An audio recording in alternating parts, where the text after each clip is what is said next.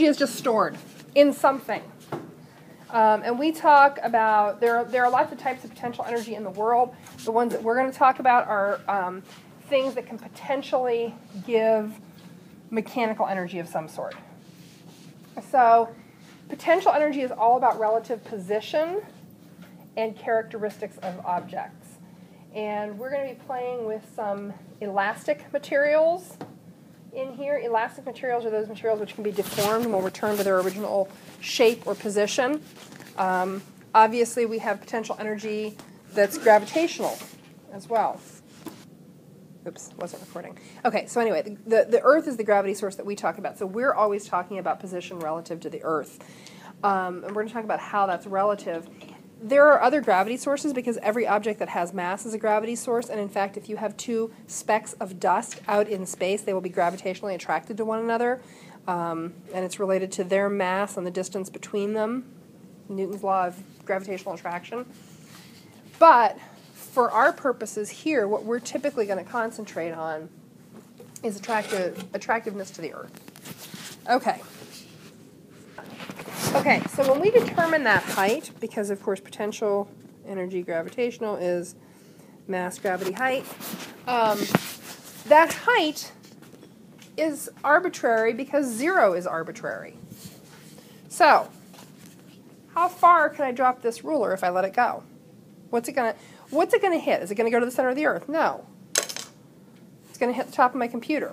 Well, is that a different height than if I drop it here? Yes. So does it have more potential energy due to gravity in one location than the other? Yeah. You know, if you dig a hole and stand on the edge of it, you suddenly have more potential energy due to gravity than you did standing on the ground. Then we have the other form of potential energy we're going to talk about. This is the one you don't talk about in physical science. You do usually talk about gravitational potential energy. You don't usually talk about elastic potential energy. So we have PEG and we have P. This depends on deformation. This is the point at which I need to get out the bungee cords. Lucas and John, good warning, are deforming this material, this metal, this spring. Deformation is changing an object's form. And with elastic materials, we tend to deform them either by stretching them, which they're doing, or compressing them. Automotive springs are compressed. That's the kind of deformation they undergo.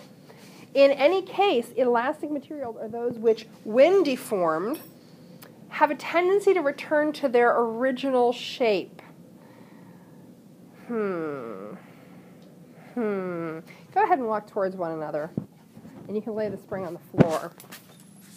So they return to their original shape, and there is some energy that is contained in them based on the amount of deformation. Because as I deform this rubber band, it stores a little bit of energy. I haven't hit anybody in the head yet. Did I hit you? Yeah.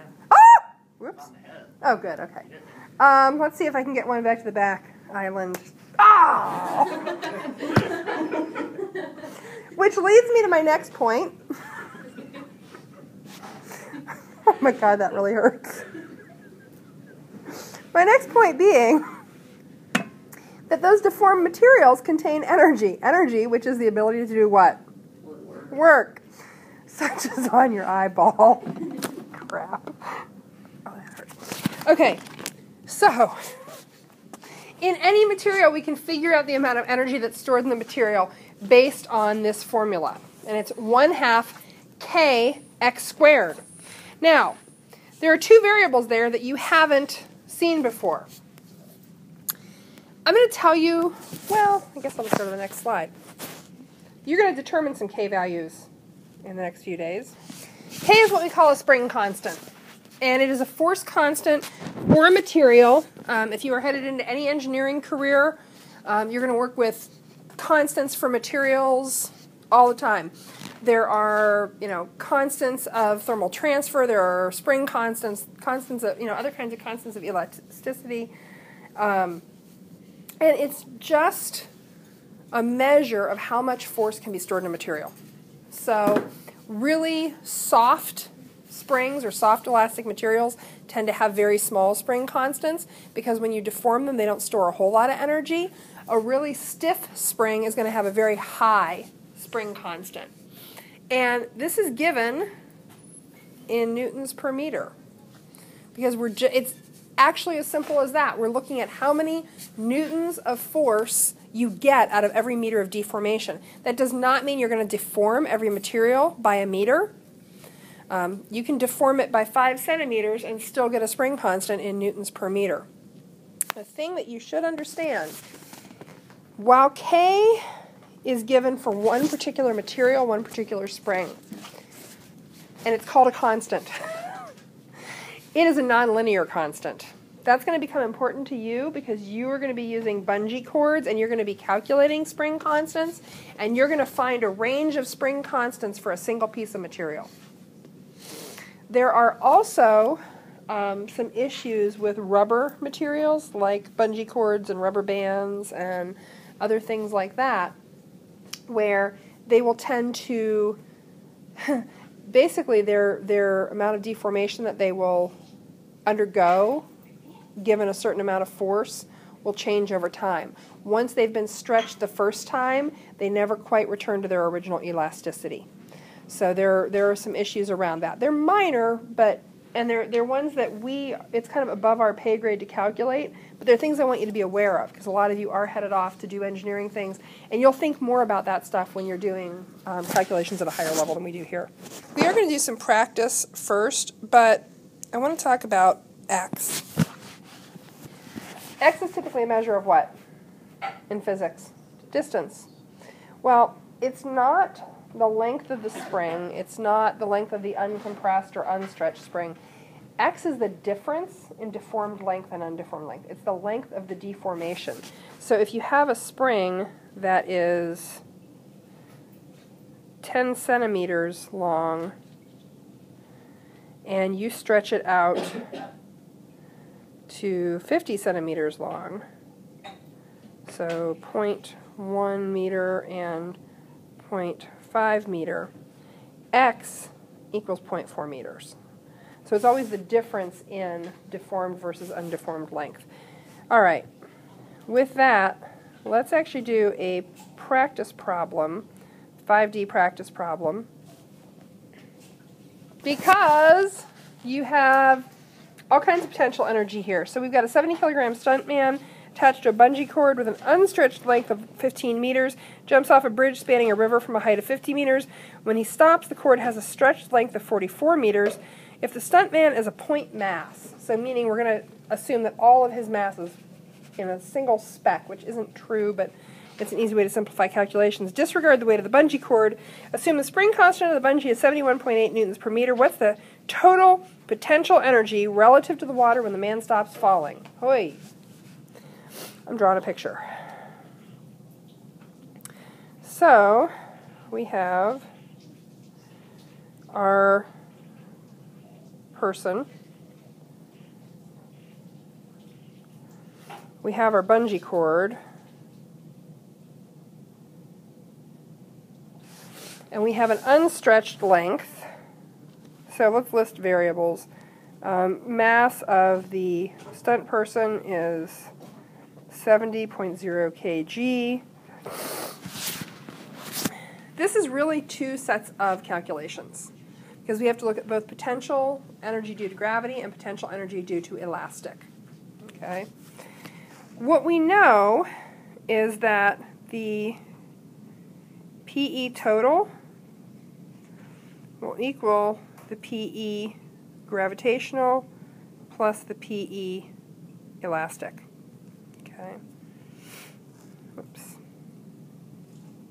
And when we get down to the point of having solved for both of those, I'll discuss my quibble with your book, because I do have a quibble here. We're going to take our drawing over this way. This is our arbitrary zero. If we have a arbitrary zero for gravitational potential energy. The water surface is what we're looking at this relative to. So first of all, let's figure out the potential energy due to gravity, because that one's pretty easy. Mass, gravity, height above whatever the arbitrary point is, and we're told that when he jumps off the bridge, which is 50 meters, the bungee cord is stretched out to 44 meters. How far above the river is he at the point when he stops? 6 meters. So, height above river, and I'm going to put this in as height above river because it's nice to use subscripts to tell us what the heck we're doing. Height above river at that point is 6 meters. We know his mass. We were given that as, and I moved it up there by accident. Mass is 70 kilograms. G is just gravitational energy. It's the same thing we've always used. And of course this will be in joules, so PEG equals... Now, oddly enough, well, no, of course it's a vector because you have a vector in there. Which is the vector that is a factor of potential energy due to gravity?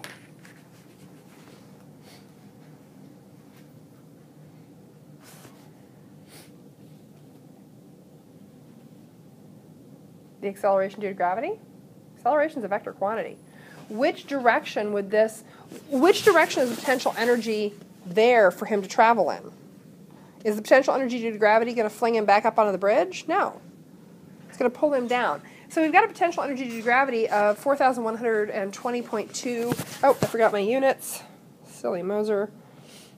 Move that over. Joules. So we're going to set that aside for now. I'm going to shrink this significantly. So we have one piece.